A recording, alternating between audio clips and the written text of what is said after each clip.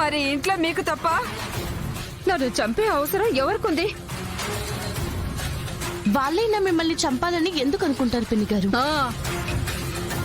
మీరే కాలు జారి కింద పడి ఉంటారు. అంటే ఏంటి జగదాత్రి? కాలు జారి కింద పడిన దానికి, ఎవరు వెనక నుంచి నెట్టిన దానికి నాకు తేడా తెలియదంటున్నావా? తెలీదని అనడం లేదత్తయ్య, పొరపడి ఉండొచ్చు కదా అని అంటుంది అంతే. నేనేం పొరపడలేదు, ఖచ్చితంగా చెప్తున్నా. ఈ నిషిక వైజయంతి ఈ ఇద్దరిలో ఎవరో ఒకరు నన్ను చంపాలని వెనక నుంచి నెట్టారు. చూడండి పిన్ని, మీరిలా అయిన దానికి కాని దానికి మా మీద గొడవకి వస్తే మేం చూస్తూ ఊరుకోం చెప్తున్నా. మా ఇంటికొచ్చి మా మీదనే పెత్తనం చెలాయించినా చూస్తూ ఊరుకున్నామమ్మీ. కానీ ఇట్ట నోటికొచ్చినట్టు మాట్లాడతానంటే మాత్రం ఊరుకునేదే లేదు. నన్ను కింద పడేసిందే కాకుండా మళ్ళీ నన్నే తిడతారా? మిమ్మల్ని నా తల పగిలిపోతుంది. ఎవరో సుత్తుతో కొట్టినట్టుంది. అబ్బా నొప్పి. పిన్ని గారు, ఎలా కింద పడ్డారో మనం ఇంటికి వచ్చాక ఆలోచిద్దాం. ముందు హాస్పిటల్కి వెళ్దాం పదండి. కేదార్, పిన్ని గారిని హాస్పిటల్కి నువ్వు తీసుకెళ్ళు. సరే దాత్రి. అత్తయ్య రండి. అవును, హాస్పిటల్లో తన్ని పట్టుకోవడానికి ఇంకొకరు కావాలి కదా? అవునవును, యువరాజ్ ని పిలుస్తాను. యువరాజ్, యువరాజ్, యువరాజ్. యువరాజ్ ఇంట్లో లేడు.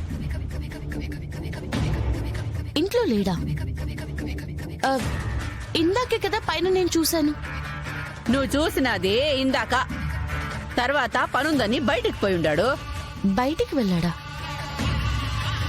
నేను కేదార్ ఇక్కడే ఉన్నాం. యువరాజ్ బయటికి వెళ్ళడం నేను చూడలేదు అత్తయ్య. అంటే ఏంటి? మేము ఎప్పుడు బయటికి వెళ్లాలన్నా నీకు కనిపించే వెళ్ళాలా? ధాత్రి అలా అనలేదు నిషి, మేం చూడలేదు కదా అంది. మరిప్పుడు పిన్నిని పట్టుకోవడానికి కేదార్తో పాటు హాస్పిటల్కి ఎవరు వెళ్తారు? నువ్వు అత్తయ్య గారు ఎవరో ఒకరు వెళ్ళండి నిషి. నాకింట్లో చాలా పనులున్నాయి. నాకు హాస్పిటల్ అంటే అస్సలు పడదు, నేను వెళ్ళను.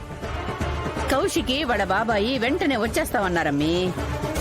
ఆయన వచ్చినప్పుడు ఆయనకేమన్నా కావాలంటే చూసుకోవడానికి నేను ఇంట్లో ఉండాలి కదమ్మీ. సరేలే వదినా, నేను వెళ్తాను.